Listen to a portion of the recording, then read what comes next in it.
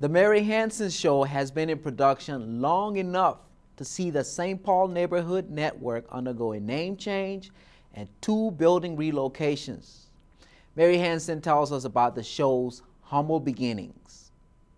Well, my show is called The Mary Hanson Show.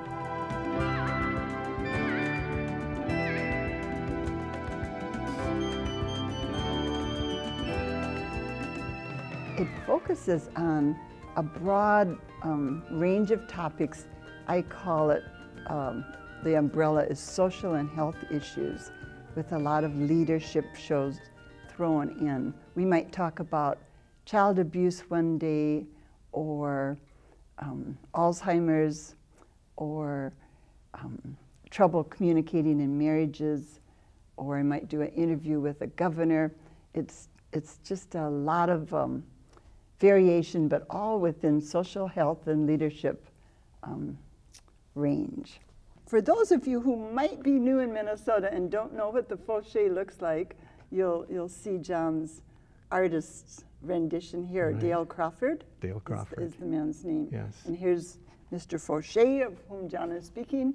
And the illustrations, Mary, I think really make the book in a lot of ways. The tales are pretty good. The illustrations are amazing. I had one critic say this is one adult book where you can look at pictures and not feel guilty. What happens to me is that almost every time I choose a topic, when I start learning about it, I get excited about it. Maybe the shows that are easiest for me deal with mental health issues, because as a social worker, that's where I've had in-depth training.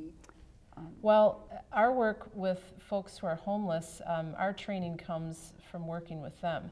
So we don't need a lot of police training to do the work that we do. Our work is about housing them, getting the health care they need, and responding to their crisis. I am from South Dakota, Julia. I grew up in Aberdeen.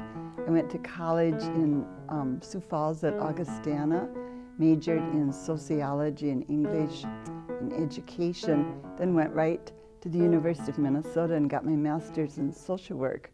My work in TV, though, evolved kind of in a fun way. I heard a great speaker one day here in the cities, and I looked around and there were maybe 15 at the most people in the audience, and I thought, people deserve a bigger audience, and maybe I could be a conduit and get a bigger audience for the people that I would invite to be on the show, bigger than if they just were on, a radio show or another TV show. I mean, it's just another way to expand their knowledge, their ideas to the public. And that day I was driving past a radio station, and I, spur of the moment, careened the car into the parking lot and said, kind of as I'm walking in, I'm going to see if the manager might like to have a radio show.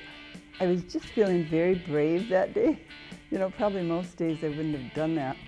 But the manager was receptive. He said, I've been thinking about that idea. He said, well, I'll give you a shot at it if you can find a sponsor. The end of the story in terms of how it all got going is that I did the radio show for a couple of years, and then people said, oh, you should take the idea further. So then cable was just starting. It was 1980. That was way back 29 years ago.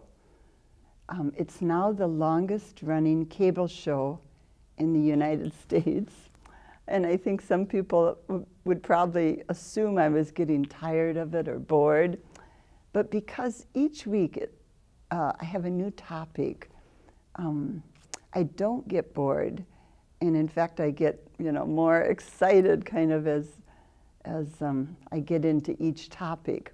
It's been a passion of mine to just spread ideas and get people thinking, and therefore just improve the overall kind of health and well-being of the community and the state. I want to thank viewers who watch the show. I want to thank also people who have underwritten the show.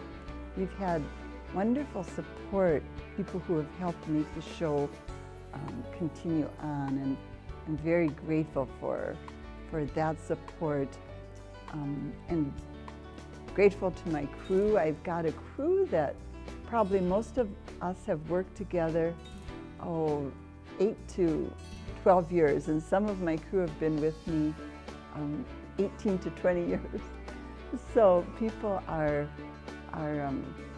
knowing the show very well who work on it, and they're perfectionistic, and they are equally responsible for it turning out the way it does.